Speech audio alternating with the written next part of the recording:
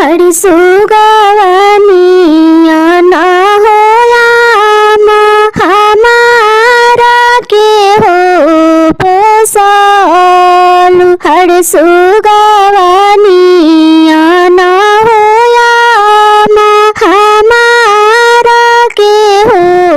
पोसालु हरि मछरिनिया नाए पापा हमारा के हो बेचाल हरि मछरिनिया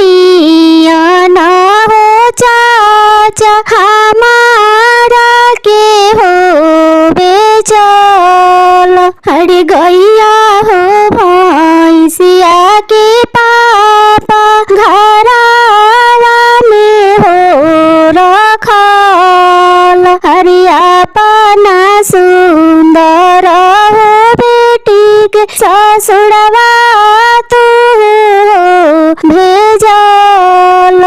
हरि गैया भैंसिया हो बेटी घरावा के हो लक्ष्मी हरि हमारो सुंदर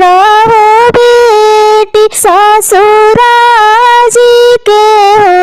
लक्ष्मी हरि हमारो दुलारी हो बेटी ससुरा जी के हो लक्ष्मी हरि नींदिया खोलल हो पापा ससुर जी के हो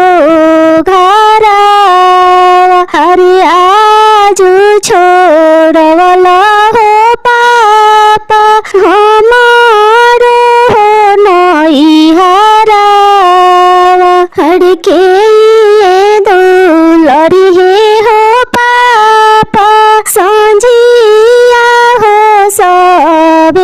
सबेरावा हरि के ये जे दिहे हो पापा मम्मी जैसन दुलारावा हरि ससुर जी दुलरी हे हो बेटी संझिया हो सबेरावा हरि सासु जी दिहे